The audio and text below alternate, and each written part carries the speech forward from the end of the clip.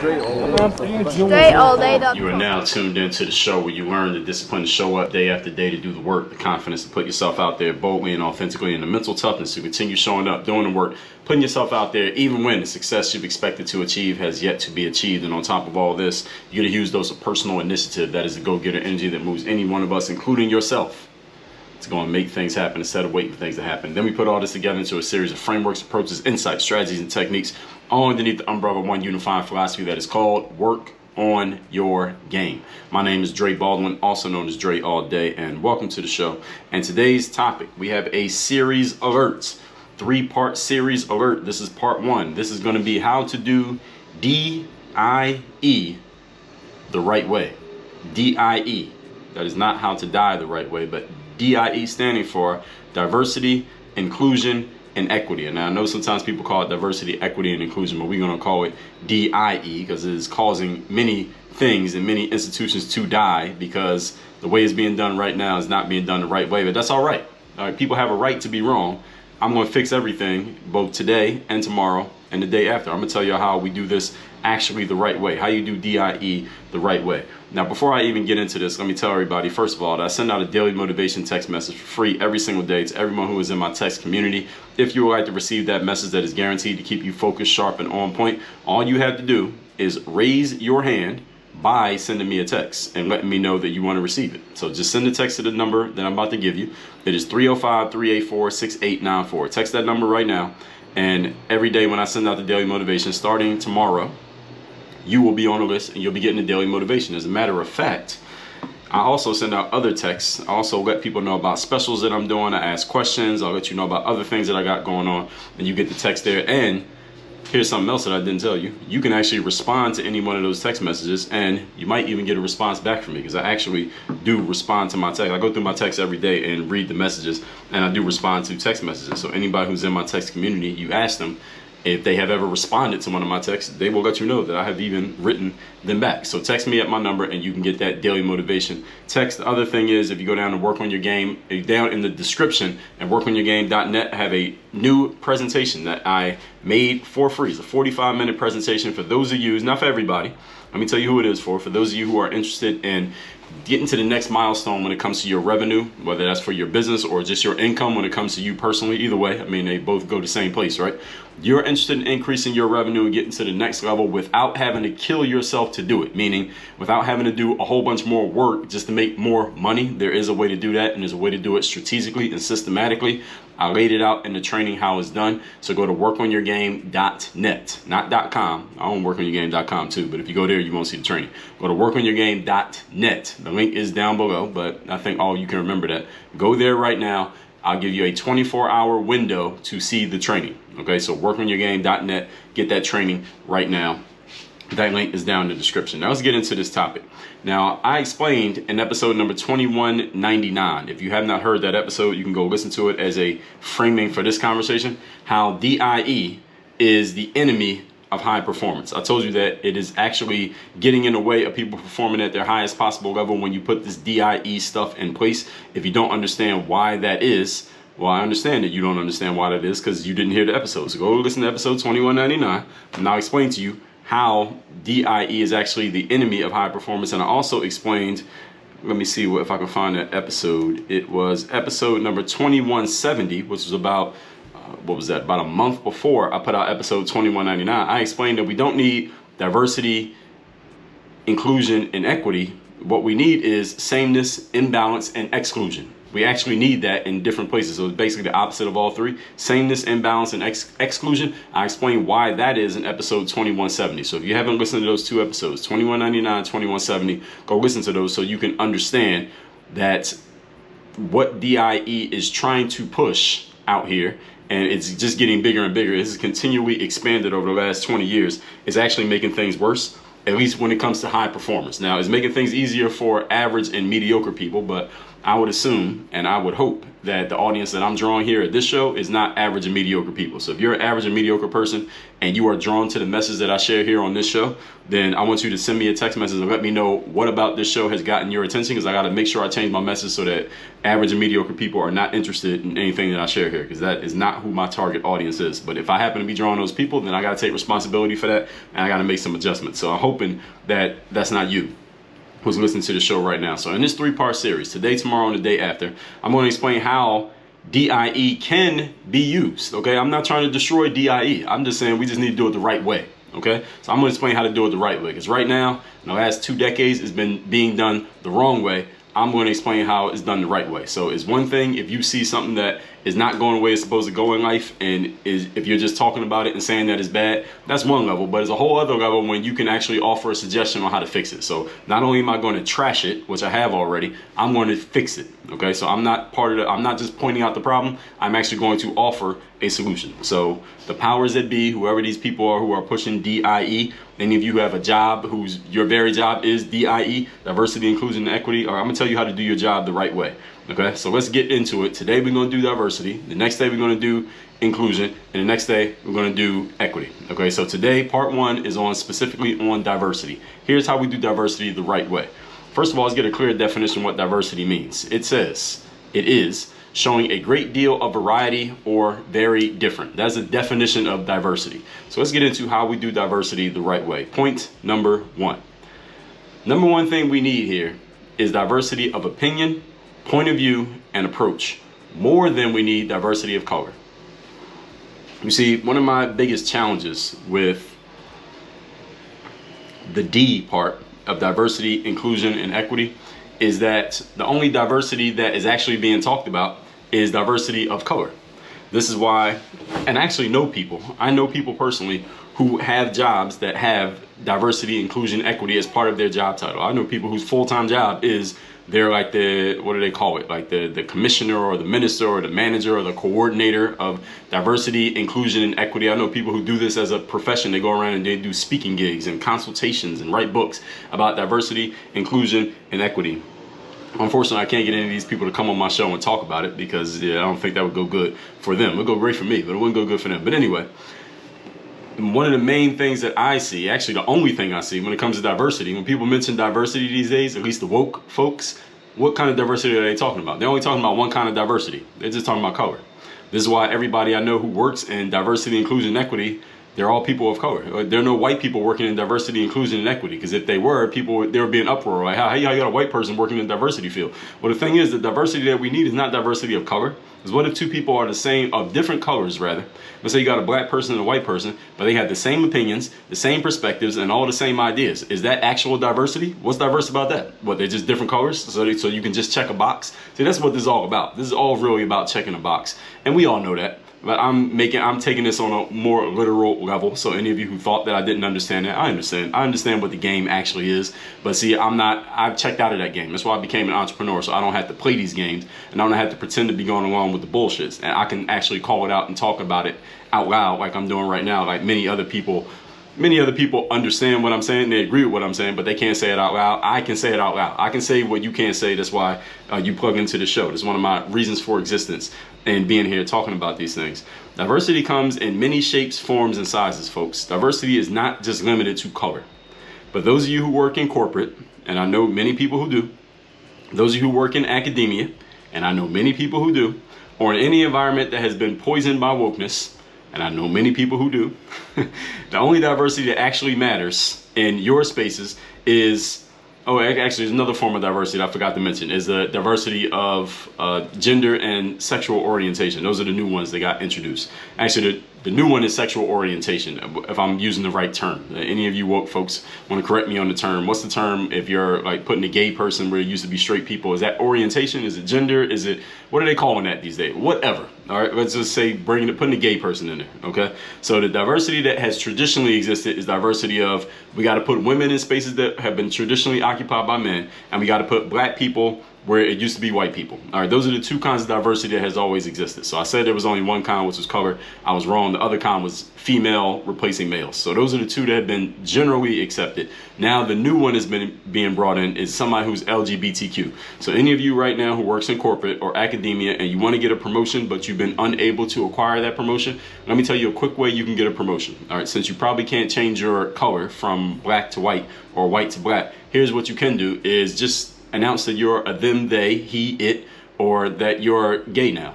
And now, because you are diverse, now you can actually get the promotion that your skills otherwise would not have afforded you. And now I'm kind of being sarcastic, but I'm kind of not. All right? Again, any of you who work in corporate or work in academia, if I'm wrong, send me a text message or let me know that I'm wrong about what I just said. Again, it's sarcasm, but it's not sarcasm because it's actually true.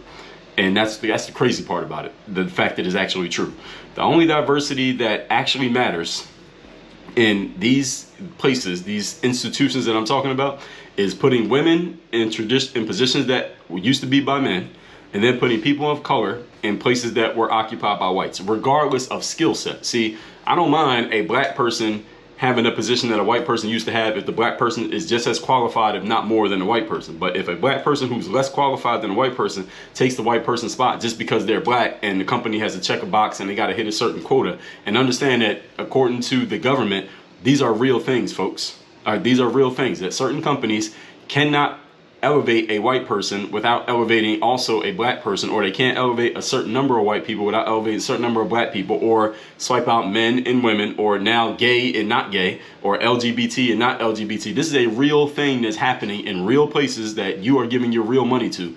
Many of you don't know about it. It's not being announced so much and it's not being amplified when it gets spoken about. But these are real things that are happening. The people who are unqualified for positions are being promoted to them simply because of their quote unquote diversity. And there's only diversity on the surface level, i.e. you're gay, you're female, you're black. It has nothing to do with your actual skill set.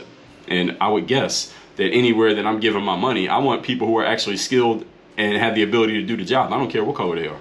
All right, if I need 10 people to work for me, and all the top 10 most qualified people that will work best and help my business move forward are all men, or they're all white, or they're all heterosexual, then so be it. Because I'm not in the business of diversity, inclusion, and equity. I'm in the business of winning. I'm in the business of success. I'm in the business of results. Now, I know what business you're in, listener, but that's the business that I'm in. And if they all happen to be gay, they all happen to be female, they all happen to be black, okay, let's do it that way. I'm in the business of whoever's going to help me win the game. I'm in the winning business. I'm not in the diversity, inclusion, and equity business, but many of the institutions that you're giving your money to, they are in this business. And that's why this matters, and that's why I'm talking about it. So this is what's happening with the diversity part of this whole game. The only diversity that matters to these organizations is the CYA diversity. Those of you who don't know what that means, it means cover your ass. I remember I was in St. Louis. I was doing a speaking gig in St. Louis once, and I took an Uber from the airport. And the guy who I was riding in his vehicle, he had an SUV. And I'm sitting in the back seat and I could see through to the front seat. And this dude had this like really tech heavy like camera setup while he's riding. And while he's driving, I see he has a camera that's like filming the road that he's riding on. And there's another camera that's filming him, and it can see me too. So he has a camera filming what's happening in the car. He has a camera filming how he's driving and the directions that he's going outside of the car. And I asked him, I said, what's up with all those cameras that you have in the car? And he said, it's just a CYA. CYA stands for cover your ass. In other words, this guy was so paranoid about maybe somebody accusing him of something or somebody hitting him with a refund charge, I guess, on an Uber ride, that he had everything that was happening in his car being filmed consistently. I'm sure it was draining the hell out of his car battery, just to make sure that he didn't get any negative thing happen to him. It was very interesting. This guy just seemed very paranoid. He was kind of a weirdo, but I did get to my location on time and I did not charge a refund to him. So I guess he didn't need to film for mine. The whole point is, with a lot of these organizations, all these people are trying to do is cover their asses. They're just trying to not get fired. Especially when you work in, again, like corporate, or you work in academia. You all have seen, y'all got the internet. You see how people can just cause a ruckus and make a whole bunch of noise about something, and they're getting people fired, they're getting people forced to resign, they're getting people canceled. Why? Just because this person is not being diverse enough, or you said something insensitive, or you didn't fire the person who should have got fired, or you didn't make a strong enough statement against something that went wrong. And y'all know how this stuff is happening. I mean, again, this is not news to you, is it? I'm not bringing nothing that I'm saying to you is actual news the fact that this stuff is taking place. And this is what's crazy. And there's a book that I mentioned that I would suggest all of you go and acquire and read. It's called The Coddling of the American Mind. If you have not read that book, I would suggest you read it so that you understand the mentality of, there's a certain percentage of the population right now that is really, really buying into this stuff. And I'm not telling you to read it because you need to be afraid of them necessarily. I want you to read it so that you're informed and you understand where these people are coming from, because they think they are 100% correct the same way I think I am and the same way you think you are. Read this book so that you can understand. As Sun Tzu said, in 100 battles, if you understand the enemy and you understand yourself, you will never be in peril. So you need to understand who these people are and why they think the way that they think. Again, the book is called The Coddling of the American Mind. The truth is, despite everything that I've described here, the real diversity that's needed anywhere in any organization is diversity of thought and diversity of point of view. Those are the kind of diversities that we actually need. Those are the kind of diversities that I want in any group that I'm a part of. I don't care if we all are the same color and the same gender and the same sexual orientation, but I want a bunch of people with different opinions and different points of view. They don't have to be different colors to have a different opinion from me. See, what I don't need is diversity of color, diversity of gender, or sexual orientation just to say that I did it. Now, I'm not going to bring a gay person to come work for me just so I can say I got a gay person working for me. Or does this gay person have skills? Can you help me succeed? Do you have any opinions or points of view or ideas that are different from mine? If so, then I'll bring you in. I don't care if you're gay or not. What you do in the bedroom ain't got a damn thing to do with what you're doing when you're working for me. You understand? See, the biggest challenge that these DIE initiatives have, these coddled minds that's created in the world, is that so many people now they have these ideas and these points of view that a lot of people have been bullied and intimidated into either sharing or not sharing, depending on what it is, for fear of what might happen to them in retribution. So if we want to have real diversity, what we need to do is open the lines of communication back up and stop punishing people for having diverse thoughts. So for example, there are people who work on college campuses who I know personally, and I would wish I could have a real open, honest conversation with them, but it's impossible right now because they know where I stand on certain things and how I talk about things. So they don't want to get into conversation with me because I'll challenge them on their bullshit. And I think they can just stay, believing their bullshit and getting paid for it. Why change? Why put that at risk? So I understand why they're in the position that they're in. But I would love to ask some of these people, hey, are there any people on your campus who work there who are openly Republican? Are there any people there who will walk around with a MAGA hat on? Any people who will walk around and say, I voted for Trump, and if he runs again, I'll vote for him again? Not because it has anything to do with the Republicans or Donald Trump, but because in many places right now in America, if you were openly saying that you're Republican or you voted for Trump, you would get canceled, you would get fired, you would get attacked. There'd be protests against you just because you're supporting somebody who, as far as I'm concerned, they can run fair and square. You can vote for them, you can not vote for them. But isn't it interesting to all of you? Don't you all think that's kind of interesting that you can't even support a certain political party or a certain political candidate without losing your job, getting fired, or being ostracized from the people who are allegedly your friends, your work friends at least, just because you have an idea that's different from theirs? Isn't that crazy? I mean, I think that's crazy. I think that is the exact opposite of diversity. But the same places where you probably couldn't walk around, there are college campuses in America right now where you could not walk around and say, I voted for Trump and I'm going to vote for him again and keep your job. Yet these places have whole departments that are dedicated to diversity, inclusion, and equity. You tell me how that makes sense. Moving on to point number 2. Today's topic is how we do DIE the right way. Today we are talking about diversity. Number 2, all opinions and perspectives are free to be shared and subject to challenge. This is real diversity. If you want real diversity in any organization, I don't care if it's a household of man, woman, no child. I don't care if it's a sports team. I don't care if it's a business or an academic institution, a classroom, a lecture hall. Every opinion and every perspective is free to be shared, and it is subject to challenge. And let me be clear, the key word here is challenge, not cancellation, not it can't be said. Not it's hurt speech, it's harmful speech or hate speech, or it's hurtful, or you're not allowed to say that because it's an attack on other people because you said something another person disagreed with. Like, there are certain campuses, college campuses right now, I couldn't walk in a room and say, you know what, I voted for Trump and I'll vote for him again if that was my perspective. In certain rooms I can't walk in and say, hey, I'm a Republican. I'm not saying that's the case. I'm saying there are places where I couldn't walk in a room and say that without getting shouted down and kicked out of the room. They wouldn't invite me back. Just because I said that. What, did I say something illegal? Did I yell fire in a crowded theater? No, I didn't do any of that. All I did was say, this is my perspective, this is my opinion. And that would get shut down, not challenged, but shut down and shouted down and basically kicked out. I wouldn't even be allowed to come in the room just for even floating the idea on right here on this show. They found out, they said, no, we can't bring Dre in. Again, I'm not even saying that's my opinion. I'm saying this is, you can't even have certain opinions in certain places. And these are the very places that are claiming that they're diverse, inclusive, and equitable.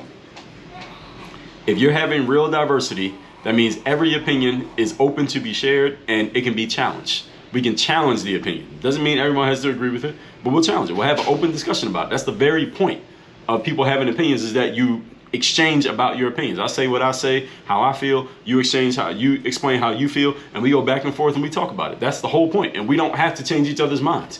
I don't know a single human on the planet who's ever successfully changed another person's mind through any kind of conversation, any level of conversation. The point is for us to exchange ideas and perspectives, challenge each other, and it's like a boxing match, right? That's how it goes. This is the way it's supposed to be. Every opinion must be defended in an open market. I talked about this when I talked about the 12 work on your game commandments. Let me tell you what episode that was. That was episode number 2219 through 2222, where I laid out the 12 work on your game commandments. One of them was the open market commandment. If you have an opinion that you believe and you want to stand on, share your opinion in the open market, and let's see how the open market responds to your opinion. That's it. If you really believe your opinion, you will defend it, you will share it and defend it on the open market, and let's see what people say. If you only share it in a bubble, controlled space where you know you will be coddled and affirmed and verified, then I don't believe that you actually believe what you're saying. That's where I stand. Especially if you consider yourself a public intellectual or a thought leader, or you're in a space where you actually share your stuff with the world. Then, like me, like what I do, I write books. I have this show right here. I put videos on YouTube. I post on social media. I can't say, hey, I'm not going to defend my opinion in the open market. I work in the open market. I can't say, well, look, if you disagree with me and you don't like my opinion on this, then I'm not engaging with you. I'll just block you if you say anything that goes against my opinion or you challenge my opinion. That's ridiculous. Like, I'm in the business of sharing my thoughts publicly. So if I'm not willing to defend my thought publicly, then who am I? What am I doing? I'm not playing the game the right way. This is the way the game works. Every opinion must be defended in the open market if you're a public figure or you consider yourself to be one. Not just a closed space where you'll be coddled and confirmed by your supporters who agree with you, but you also had to be challenged by people who don't agree with you. And you got to stand up there and you got to deal with that challenge. This is why schools have debate teams. I was never on a debate team in school, but I think I should have been. It would have made me better. If that's not happening, then you don't have diversity. If you don't have people having their opinions challenged, then you do not have diversity. This is the biggest problem that's happening in a space like the academic world. The Coloring of the American Mind, that book will tell you a lot more about this. This is why many colleges and universities of America, you know what they're producing? They're producing a bunch of people who have the same ideas, and they're pushing for the same outcome, and they're pushing for this, everybody has to get the same outcome regardless of gender, origin, nationality, race, or any other traditional diversity attributes that are being emphasized. That's ridiculous. Having an organization that is half male and half female, or half black and half white, half hetero and half LGBT, but everybody has the same opinions is not diversity. Right? My whole organization, everybody has the exact same opinions and same ideas, but I got gay people, straight people, white people, black people, Asians. I got males and females. We're diverse on the surface, but we all have the same thought patterns. Are we actually diverse? My answer is no. That's not diversity. And I think the diversity of thought and diversity of opinion is more important than the diversity of color. Unfortunately, a lot of people can't see around color because color and now sexual orientation and also gender, these things are so emotionally triggering for people that if you can get people triggered emotionally, then it doesn't matter if your argument makes any sense logically, because emotion is way stronger than logic. So this is why the point that I'm making here, even though you may be listening to this and saying, well, I agree with everything that you're saying, Dre. Here's the reason why most people will never wrap their minds around what we agree on, is because these topics are so emotionally triggering that their logic never even gets a chance to have a say in the conversation, because emotion overpowers logic 10 days a week. And I know it's only 7 days of the week. That's how strong it is. So if somebody works in an organization and they cannot come in and make this point without being shunned, attacked, fired, or otherwise reprimanded for offending somebody with an opinion that goes against the grain, all right, is that actual diversity? Of course not. All right, it's from the academic world that we get somebody like Ibram Kendi, who wrote the book, How to Be an Anti-Racist. Ibram Kendi is a college professor. Can you believe that? What kind of conversations do you think happened in his classroom? This guy's a college professor. I did a series on his book, which was episodes 1788 through 1791. It's called Destroying Anti-Racism, parts 1 through 4. Ibram Kendi's book starts with the thesis. I read this book twice because it was so interesting to me. I do not agree with a lot of what Mr. Kendi came up with, but I read the book twice just to make sure he was saying what he was actually saying. And he defines, the thesis of his book is that the definition of racist is anything that produces unequal outcomes between different races. That's how he defined racism. First of all, the definition of racism is the belief that one race is greater than another based on color. That's the definition from the dictionary. Ibram Kendi just decided, you know what, I'm gonna throw that definition out and come up with my own definition. All right, this is how the serpent fooled Adam and Eve in the Garden of Eden. But he just changed the words around and said, no, the definition that was given to you by a higher being is not the definition, it's a different definition. We're just gonna run with this definition. And because of that, all hell broke loose, literally. Read the Bible, see it for yourself. And this guy's a college professor, Mr. Kendi. What is he teaching in his classrooms? What kind of students are being produced from his classes? Did any academics challenge Mr. Kendi on the conclusions that he drew in that book? Well, the answer is there are academics who wanted to challenge him, but because of the job that they have and the fact that their paycheck is tied to that job and their ability to feed their kids is tied to that paycheck, they had to keep quiet. They had to sit on that idea. And there are people like me who don't have, my opinions are not tied to a paycheck. I challenged it, but he could just conveniently ignore me. He don't have to listen to me. He don't have to come and debate with me. He could just stay in his bubble and keep getting his checks for selling his drivel to the people who want to pay for it. All right, this is the game. And I ain't mad at him for it. I said it in my series. It was a masterful plan, and he executed it very well. He's still executing it to this very day. But the point is, did anybody challenge him on his perspective? As far as I know, I didn't see him have not one public conversation with someone who disagreed with his theses. And his thesis is a word? I don't think that's a word. But anyway, nobody challenged him openly on his conclusions that he actually responded to and have a conversation with that person. The only people I saw him have conversations with were people who were verifying and basically validating everything that he said. So there was no diversity in any of that he came up with, even though he basically openly defied the dictionary and came up with his own definition, and everybody just bought it, hook, line, and sinker. I know from reading the book that his editors did not challenge any of his conclusions, because I've written 33 books. You see the books behind me on this shelf. I've written books with traditional publishers, so I know what the fact-checking process is like. I know what the copy editing process is like, and I know that they challenge you on any conclusions that you draw. They say, how do you know that? Where's your footnote? Where's the proof? Where's the source of this information? Ibram Kendi didn't have any of that happen on his book, because if they had, then the book would have never been the book. The book could not have come out the way that it did had they gone through that process. Now, why they didn't go through the process, you can draw your own conclusions. I talked about it, in those episodes, 1788 through 1791. Go listen for yourself. And again, if I got something wrong, you let me know. You see, one of the main principles of the academic world, I'm bringing this up for this reason. One of the main principles of the academic world, folks, especially at the college and university level, is that every thought and every idea will be rigorously challenged by your peers. That's the very point of going to college.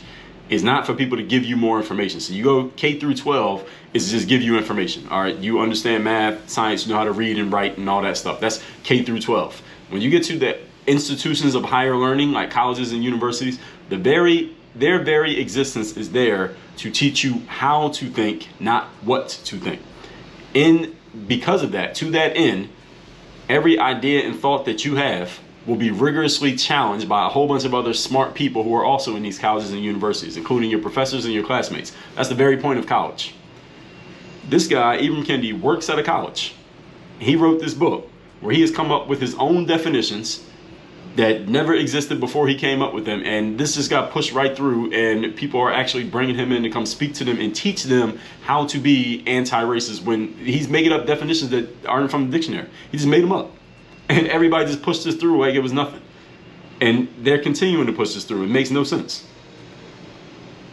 And I am just trying to wrap my mind around why. Well, actually, I have a pretty good idea why this is happening, but every time I talk about it, I'm thinking, I'm putting this out there because maybe one of you knows something that I don't know. All right, help me out. You don't go to a university just to have your ideas validated and affirmed. You go to a university to have your ideas challenged and beat up so we can see how strong they actually are. But that's not happening anymore. It used to happen, but it's not happening anymore. Diversity is the main thing that many colleges and universities are supposed to be supplying, but they're actually missing. They're doing the exact opposite of what they're supposed to be doing right now. And some of you, parents, you're paying thousands of dollars a year to send your kids to these places, and they're indoctrinating your kids with a bunch of bullshit, and they're not teaching your kids how to think, they're telling them what to think. And again, if I got it wrong, you let me know. That's why many people coming out of colleges these days all have the same opinions. Not because they're all thinking the same way, because they're not thinking at all. They're being told how to think. Or what to think, not how to think. Moving on to point number 3. Today's topic, once again, is how we do DIE the right way. Today we're talking about the D, which is allegedly diversity. Number 3, people, when you're doing it the right way, people will not only be challenged, but encouraged to think for themselves and come up with their own perspectives and ideas, which they must present, explain, and defend against pushback. This is what real diversity looks like. Let me say that sentence again. People will not only be challenged, but encouraged to think for yourself, come up with your own perspectives and your own ideas, which you must then present, explain, and defend when challenged. This is what real diversity looks like. Someone who's teaching it on a college campus, this is what the conversation should be like in class every day. Come up with your own ideas, present your idea, and then you got to explain your idea, and now we're going to beat up your idea, and you got to defend it. That's rigor. That's academic rigor. That's what it actually looks like. Where is that happening? When, the way I see it, I see a lot of college professors a lot of them are on those social medias, they're writing books, they're writing academic papers, and they have strong opinions on certain things. Now, if your college professor has a strong opinion about, let's say, the concept of anti-racism or diversity, equity, inclusion, or on transgenderism or something like that, and they have a really strong opinion on it, but now they have students in their class who have a different opinion, all right, how's that going to go? Is that professor really open to it? What if I was a student in Ibram Kendi's class on racism and I completely disagree with him? Can I pass his class? How's that going to go over? I'm just trying to understand it, because if I have have a long enough conversation with him, I'll knock down the whole foundation of his whole career. All right, am I going to pass his class? He's a teacher. Now he's supposed to be teaching me. This is what I'm trying to help you all understand. This is where the diversity has completely gone ass backwards. One issue with ideas amongst groups is that often people will fall in line and agree with whatever the prevailing opinion happens to be within a group with no independent thought of their own. And this is just a normal human nature thing. This is not a new thing. It's human nature. But if you have real diversity in a group, everyone will have their own perspective and opinion. No two opinions will be exactly the same, and everyone will have their own reasons for coming to their own conclusions. Now, that's a very idealistic way of looking at things. For the most part, we got to understand it. And by human nature, the majority of people are followers. So they're going to follow whoever the strongest personality is, and they're going to come to the same conclusion as that person. We didn't actually come to a conclusion. They're just going to follow that person. I understand that. But it should be encouraged for people to think for themselves, to come up with their own ideas. What school is supposed to do, is teach people exactly what I just said.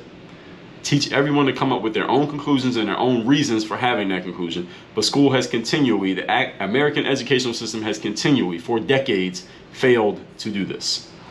It's only getting worse now, but they've been failing at this since way before all of this existed. Before podcasting existed, they were failing at this. School is supposed to teach you how to think, not what to think. And when your teachers and professors are coming to class with their own ideas that they are more than happy to push out publicly, write books about, and get on YouTube and TikTok and talk about, how can a student go through that class with a different opinion and survive? Again, what if my psychology teacher is big on transgenderism? What if they're transgender themselves? And I am a devout Christian, by the book, Orthodox Christian, and I believe that transgenderism is 100% satanic and wrong. how am I going to go through that class and pass? If we are fundamentally on different pages and the teacher has shown up to class with their own preconceived ideas about how everything is, not because they're trying to teach me how to think, but they're going to tell me what to think. This is what it is, not what they're proposing. They're not going to have a rigorous debate with me about it. They're going to tell me that I'm wrong because I have an opinion different from theirs. And again, ladies and gentlemen, this is not a theory. All right, this is not a hypothesis. This is not some hypothetical situation. This is actually happening in real schools and real places in your country right now. Americans, at least. Because my teacher has the power to hand out grades, right? And if the teacher is outspoken and has their own opinion on the subject, that they showed up to class with that opinion, and I come with a different opinion, all right, how's that going to go? What is the student to do if they have a different opinion? This is one of the failures of the educational system, in that it teaches students to, for the most part, memorize and regurgitate information rather than consume information, toss it around in their own minds, and come to their own conclusions based on the information. And all the teacher has to do is teach students how to think critically and objectively, how to measure their conclusions against measurable facts and objective facts, and how to craft a compelling argument on a topic that is not necessarily fact-based. That's what school's supposed to do. But when the teacher doesn't have that skill, because they're more interested in pushing their own opinion and telling everybody what their opinion is as if it is a fact or truth when it is actually an opinion, how are they qualified to teach a student how to do it? And all of you listening, parents, all right, how much are you paying to send your kid to that college? Y'all better find out what's going on. Hey, I'm just putting the information out there. Don't shoot the messenger. Y'all better find out what's going on. What is being taught to your kids? And this is not just in colleges. I'm using colleges as an example, but this is happening in high schools. It's happening in middle schools. It's happening in elementary schools. Go and look at this. Is an account called Libs of TikTok, and I don't even use TikTok, but I see their posts they post it on Twitter, so that's where I see it.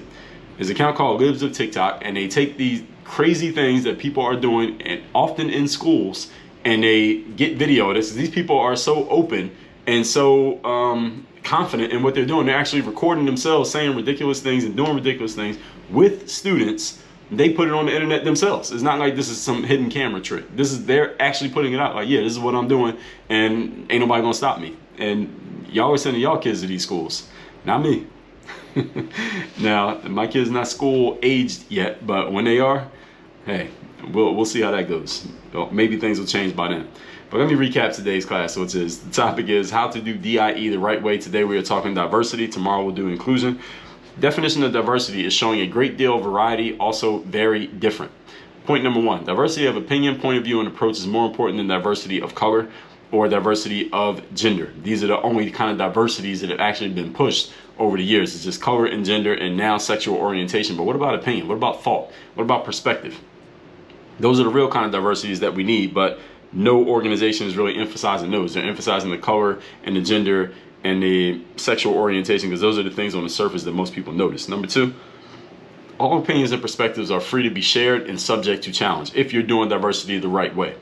But it's not happening. But if it was, this is exactly what would happen. All opinions must be defended in an open market. This is the open market commandment from the Work on Your Game commandments. If you're not willing to defend your opinion in the open market, then I don't believe that you actually believe it, and that you may just be saying what you need to say so that you can keep, getting your checks, which is fine. If that's your hustle, that's what you want to do, but you bring it over here, is going to get challenged. And number three, if you're doing diversity the right way, people will not only be challenged but encouraged to think for themselves and come up with their own perspectives and ideas, which they must present, explain, and defend against pushback. If you are not willing to defend your ideas against someone who completely disagrees with you, then I don't believe that you actually believe your idea, nor do I believe that you are a critical thinker. Because critical thinkers can see both sides of any argument, even an argument that they are staunchly against. They can argue the other side of it. A good lawyer can argue both sides of any case.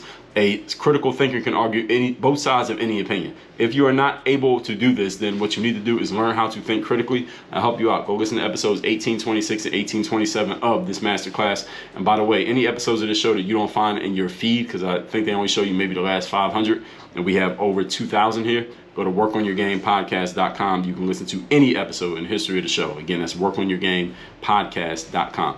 Tomorrow, we're going to get into inclusion.